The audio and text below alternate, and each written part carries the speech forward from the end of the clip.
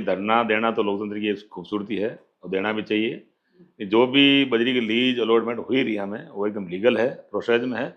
और अगर प्रोसेस में नहीं अनलीगल है तो मैं जनता के साथ हूँ।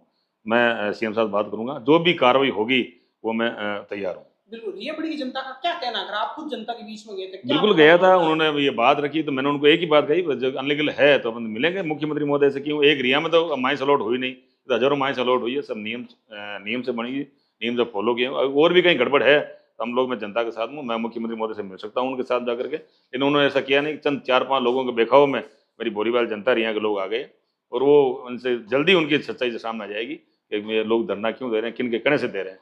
वो आपने सुना होगा, मेरा वहाँ मैं गया था, लोगों से मिला था, तो समझी कोशिश। लेकिन 2-4 ऐसे लोग थे जो दूसरी पार्टियों के लोग थे, उनको भड़काया, और वो आज भी उनको समझ आने लगे। लेकिन अब क्या, अगर एक गांव की बात हो गई तो हम दोबारा बात करेंगे उनसे। बिल्कुल, आप पे जो आरोप लग रहे हैं कि आपकी भी पार्टनरशिप है, उसके अंदर आप जो है वो उन लोगों को पूरी तरह से सपोर्ट कर रहे हैं, उस पर क्या कहेंगे? एक भी सपोर्ट नहीं है। मैंने धरने पर खुल कहा था, अगर कोई साबित कर दे कि एमएलए का 1% भी कोई पार्टनरशिप है तो मैं तुरंत इससे लिखता हूँ।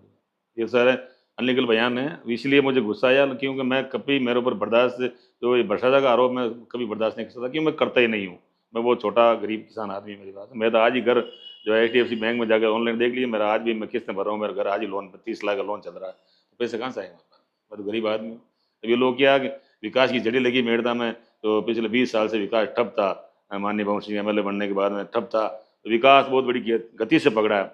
लोगों ने तो पच नहीं रही, इसलिए लोग सारा बयानबाजी करके गलत आरोप लगा रहे हैं, कभी कुछ कभी कुछ, आप लेकिन इसको मिला के ये कहना सच्चाई नहीं है। चाहेंगे कि रियाबड़ी के अंदर जो धरना चल रहा है, वो कहीं न कहीं राजनीति का शिकार हो चुका है? बिल्कुल 100%। मैंने वही कहा ना, मैंने मंच पे कहा था, हुँ। मंच पे कहा था कि इस पार्टी के लोग हैं, ये क्या चाह रहे हैं, आप समझो इनको। वहाँ तो सारे लोग थे ना, जो उनको भड़काया, सारे लोग वहाँ थे। तो ये पार्टी के शिकार हो गए, ये पार्टी के शिकार हो गए, और सारा रिया के लोग, जल्दी समझ आ जाए उनको, और जल्दी सब ठीक हो जाएगा। फिर भी विधायक साहब, आपके मतदाता थे, रियाबड़ी की जनता ने आपके चुनाव के अंदर बढ़ चढ़कर हिस्सेदारी भी करी थी, है ना? अब आपका विधानसभा क्षेत्र भी है, सरकार आपकी है, जनताओं की उम्मीद भी आपसे बहुत ज़्यादा है। तो ऐसे में अगर जनता वहाँ की धरने पर बैठी है, तो कहीं न कहीं ज़िम्मेदारी और जवाबदारी आपकी भी बिल्कुल जिम्मेदारी है ना, मैं आज भी जिम्मेदारी, मेरी जिम्मेदारी है, जनता मेरी है। जनता ने हमेशा मुझे आशीर्वाद दिया रिया के क्षेत्र ने, इसलिए देखो वहाँ नगर पालिका जो हमने बनवाई, सीएम साहब के करके, कृषि मंडी, रोजगार का मामला था, कृषि मंडी वहाँ हमने खुलवाई, और इको क्षेत्र भी प्रोसेस में, वहाँ भी खुलवाएंगे, लोगों को रोजगार मिले।